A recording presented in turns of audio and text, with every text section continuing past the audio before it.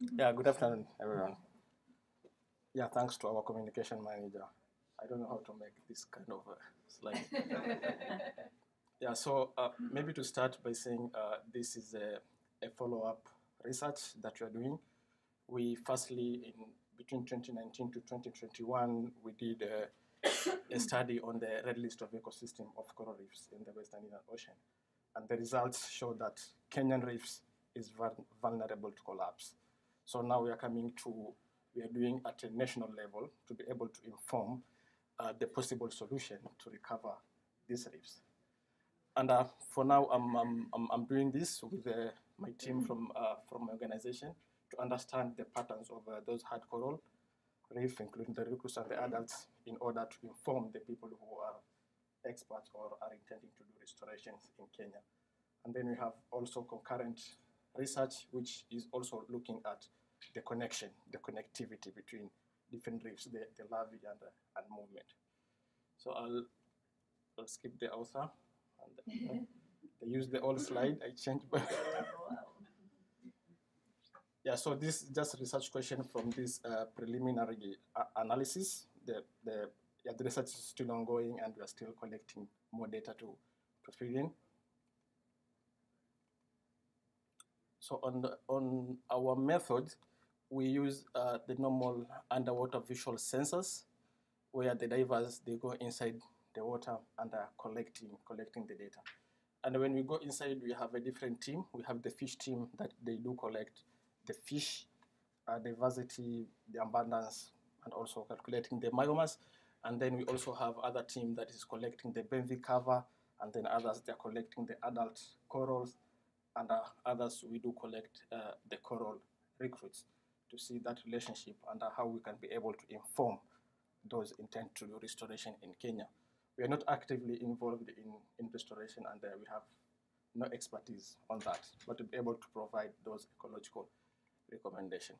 So our preliminary result on this one, what we saw first is there is significant difference in terms of recruit density across different locations on our reefs, which when you see on the end of that side, we have a Kisite Marine Park. So Marine Park in Kenya is these are the no-take areas that are being managed by the government, and we see they had a lot of reefs, about 10 per square meter, while in the area like Likoni, which is in the central of Kenya, they have around 1.2. So it's a big variation at different reefs.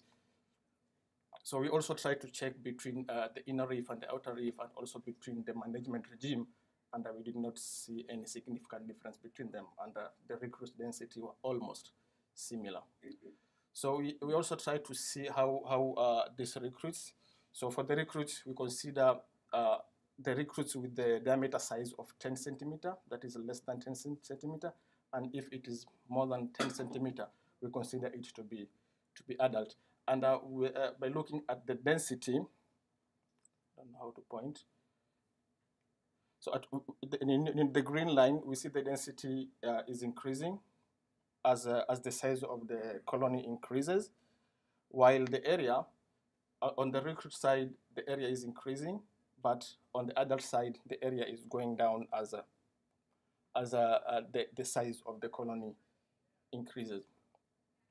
And then for the relationship between different communities found between recruits and adults, we see there's high correlation between the genus in the recruits and the genus in the adult, but with a very few like Platygyra and Favia, which shows to have more adults than recruits, which may indicate that if these adults do die, there may be no recruits to replace them.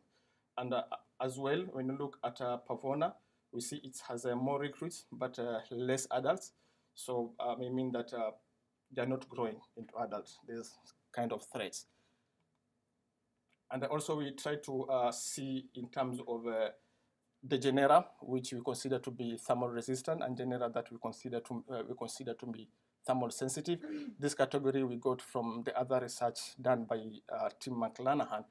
And we see that where we saw at Kisite Marine Park was, it was the site which had high recruit density, but it was dominated by the sensitive coral. So in case of thermal changes, it means it will be very easy and it can be wiped out again. This is just the normal correlation to see different categories of benthic and other.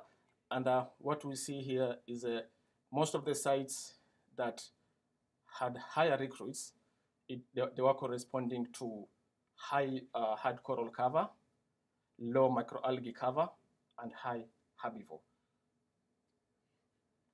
Okay, I've been told my time is out. So okay, so my conclusion is to say the recruit pattern are significant difference along the different reefs in Kenya, and there is enough recruits we can say that they can build on the population. So the most of the problem we have is those threats, so that we can allow those recruits to grow into adults. And also there's a consistency in terms of the coral community from the recruits to adults, and microalgae dominated location with few herbivores, and they have a low recruit density. So moving forward with this research now, as I mentioned earlier, we'll try to first to understand the current level that we have with the historical data. We have sent email to different organizations if they have the historical record data, so we can see is it normal or is it changing. We are also will also use the other project from the connectivity of LAVI to also to see this relationship and be able to inform on the restoration from the sites that we can say that the source of recruits and the sites that we can say the sink, and where and which sites we may need active restoration. Just to acknowledge different contribution from different organizations and funding. Thank you. Thank you very much. I think we have time for one question while we're changing over to